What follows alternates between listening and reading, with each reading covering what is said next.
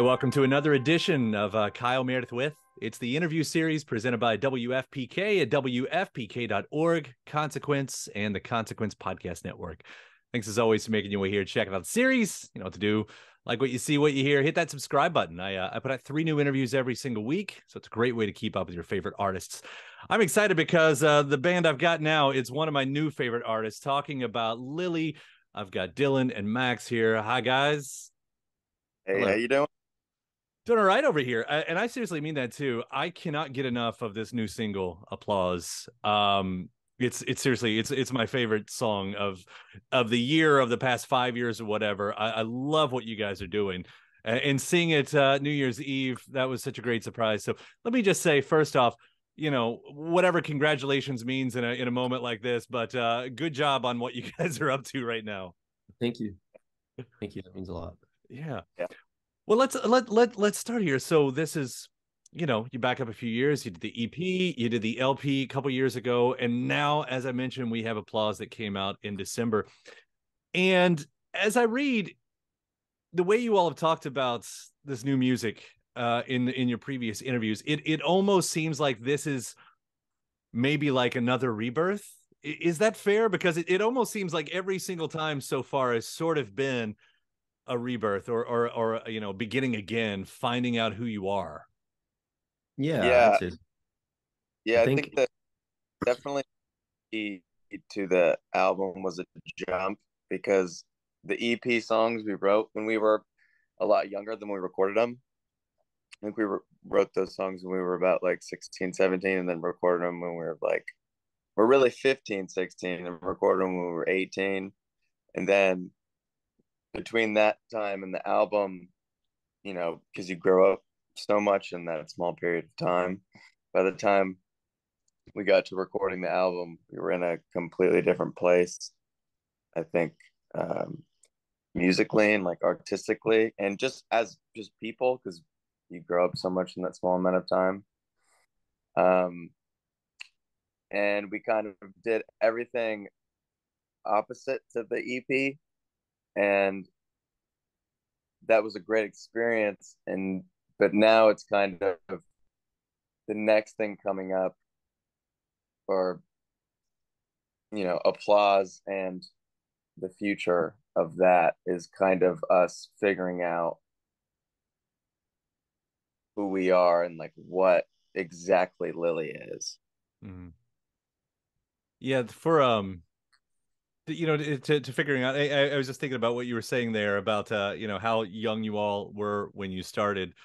Dylan, you know, from your point of view, I mean, do you look like you've been a band long enough to have a catalog, but you're still new enough to probably be able to look back on that early stuff and go, "That's not us." Do you have that sensation?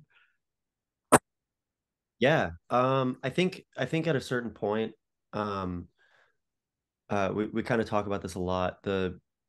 Our just the age range when we started till now, like a 5 year gap from the beginning of like being 18 till 24, 23, is a much bigger age gap than a 5 year gap from 24 to 29, because those are more formative years and you're really discovering yourself as an adult. You're going from literally being a kid to an adult. So that was just us trying to understand who we were as people, let alone musicians.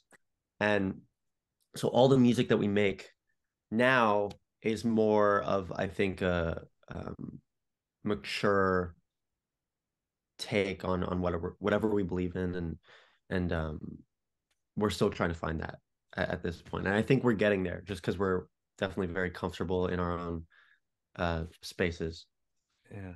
Well, I mean, we get to hear that right on this first single with Applause, as I've said. And you all have talked about that being, I think it was in the press release, you know, your take on a dance song. Where does this song come from? I would just love to hear the whole story about its birth and creation, whichever one wants to take that. Um, I had the I originally made the loop for it, which was it was just drums, bass, it was like electronic drums and bass and guitar. And then I kind of brought it to the band, and then we started playing it live, and then Dylan got on it and wrote lyrics and melodies for it, and then we kind of played it live all together and kind of morphed it to what it is now. But yeah, it's kind of, I guess we had the song lying around, but the thing that kind of pushed us to record it was that we found out we were playing New Year's. So we're like, oh, it would probably be a good idea to have a song to put out. So we just kind of expedited the process of that one. So it had been lying around. We are like, let's do that one. Yeah. Well, Dylan, and those lyrics, I mean, what an interesting thing, especially when you're talking about debuting it live, not just in front of, the live crowd, but in front of potentially the world on the TV side. And you've got that line, nothing matters but the sound of applause. I don't know what kind of mirror thing is happening in this track. I don't know. I feel like it's more of my own,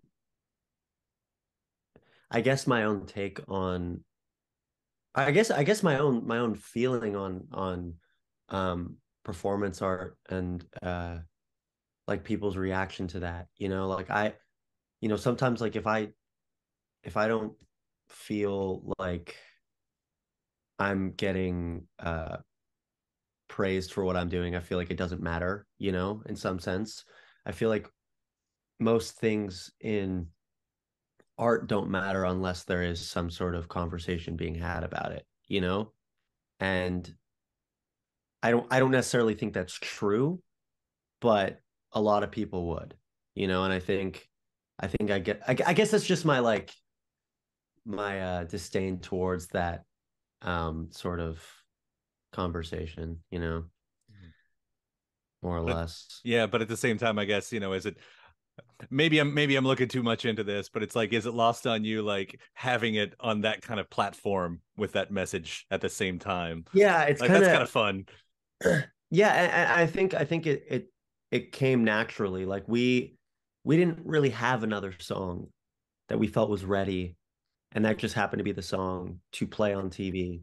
So in some weird like ethereal sense, like the stars aligned and it worked out, So Yeah. How was that scene, by the way? I mean, and for everyone watching, we're talking about New Year's Eve, Miley Cyrus, Dolly Parton, all the guests. I just love to hear about that day too. What was that scene like for you guys? Because I know there was a lot going on, and that's got to be a little bit of a bizarre situation. Yeah, it was pretty wild. I think we were definitely the most different artist than the rest. Maybe the wild card. But no, I mean, it was very cool. Everyone is very, very hospitable, very, very nice.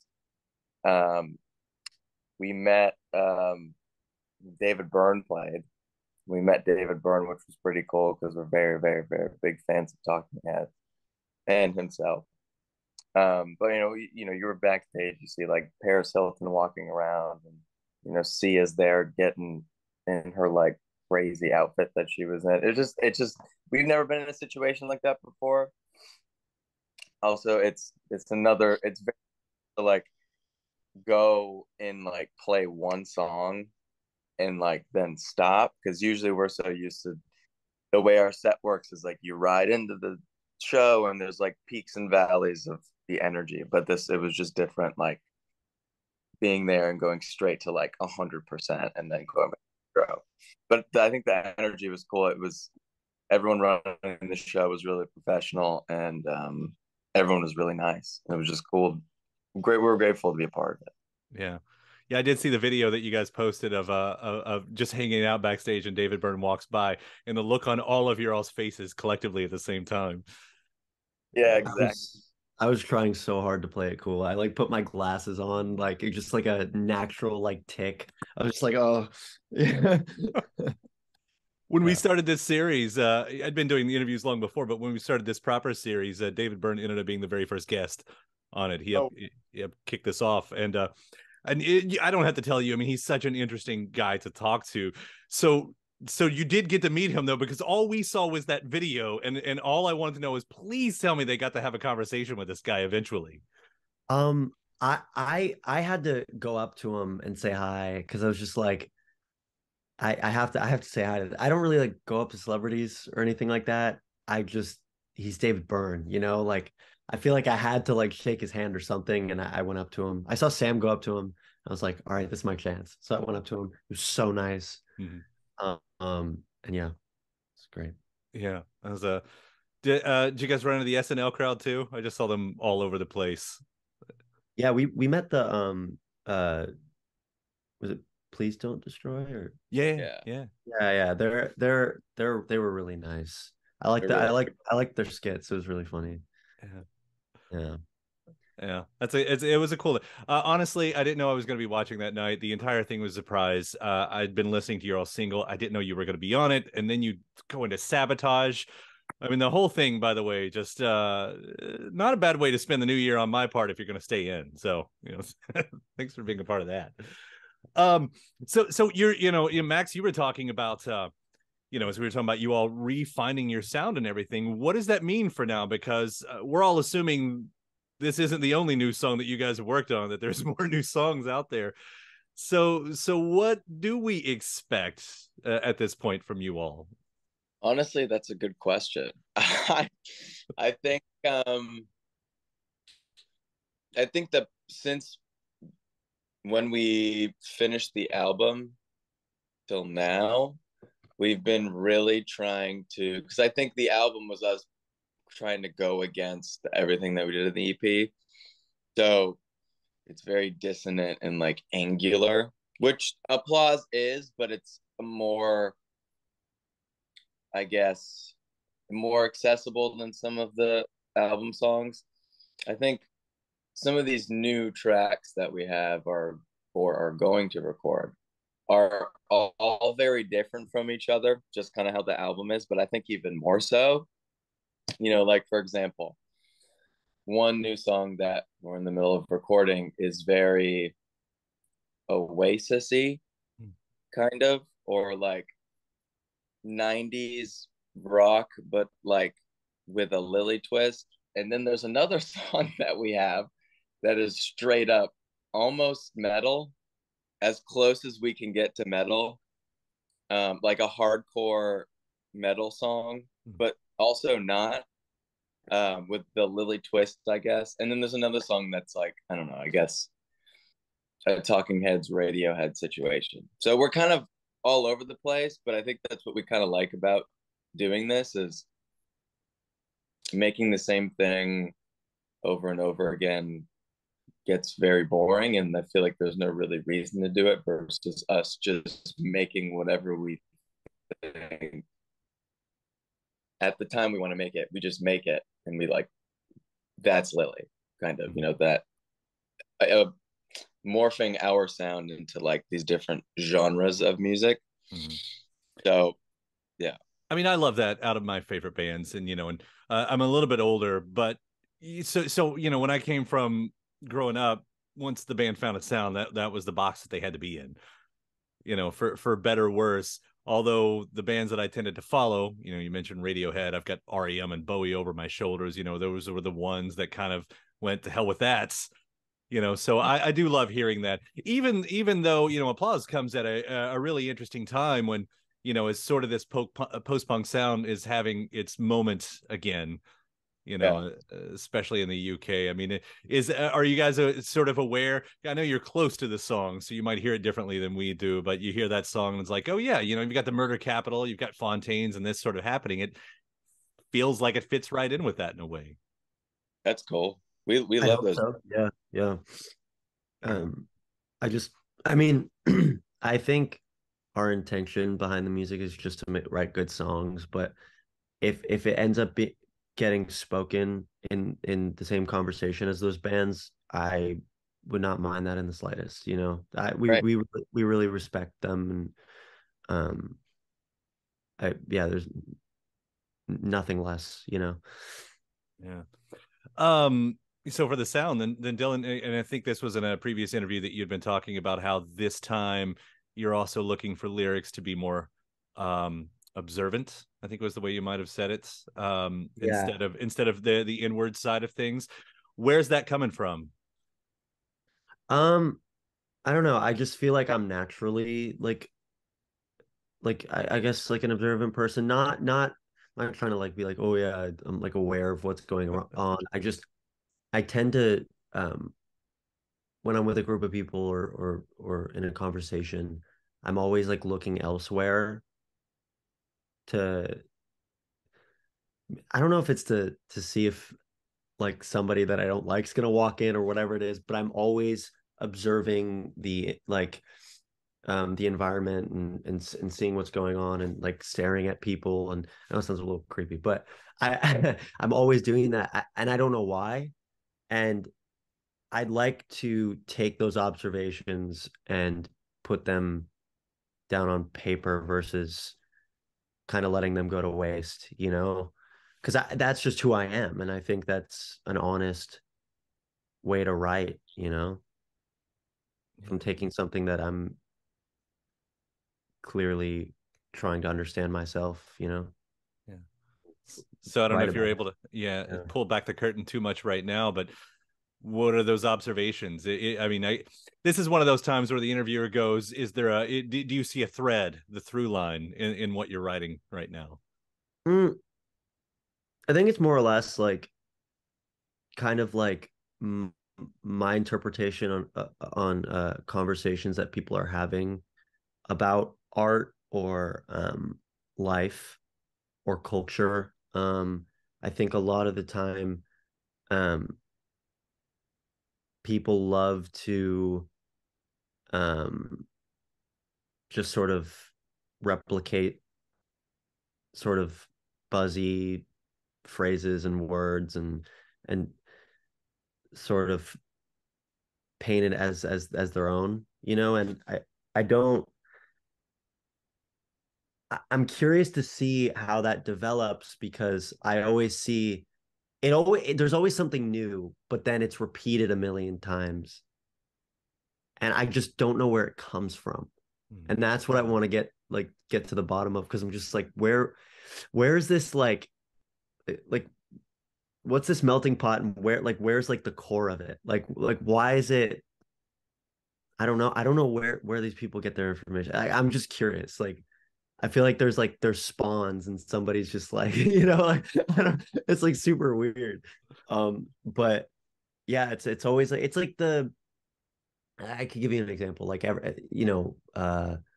remember when Licorice Pizza came out and everybody was like, "Oh, he's writing a movie about like a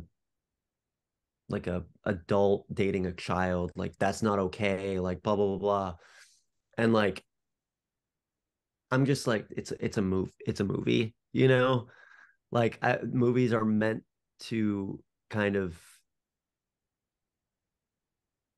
give a perception on something that like most people don't have and create a picture of something that most people couldn't imagine or enact, on. So I it's just like stuff like that. It's like insane logic and insane um displays that happen, and I like writing about it. It's fun, some I, sense.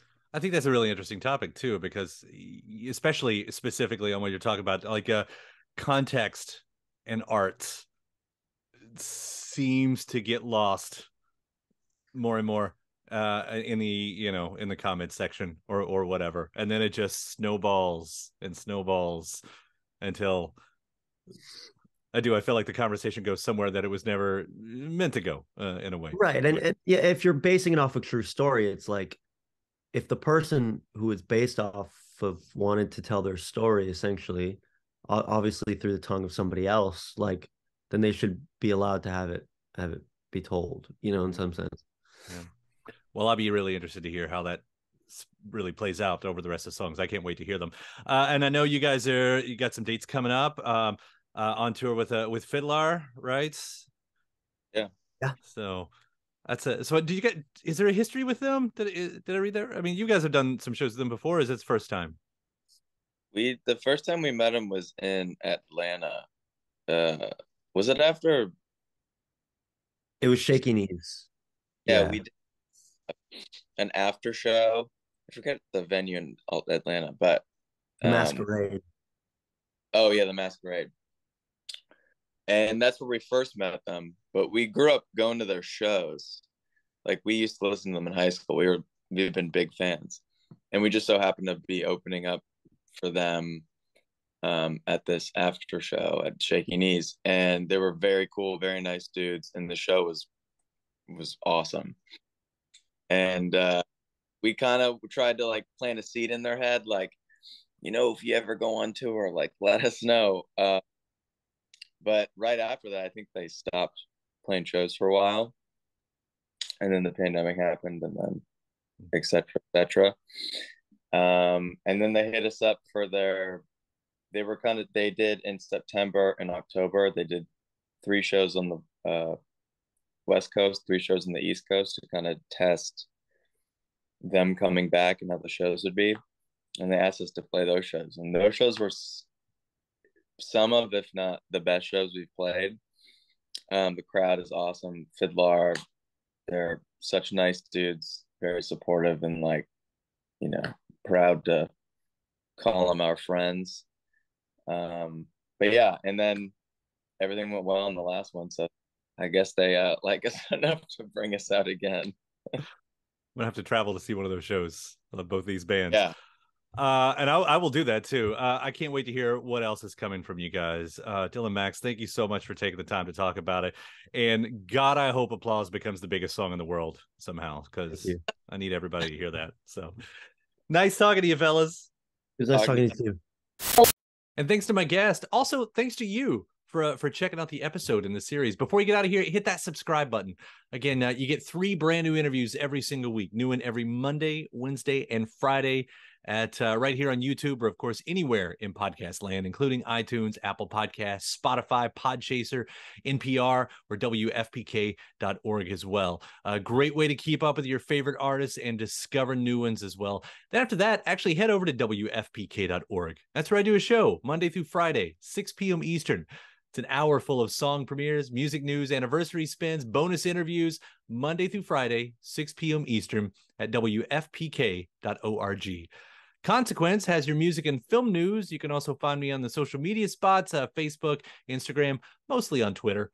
All 3 of them, the address is at Kyle Meredith. Do hope you like and follow along. That does it for another edition. I'm Kyle Meredith. I'll see you next time.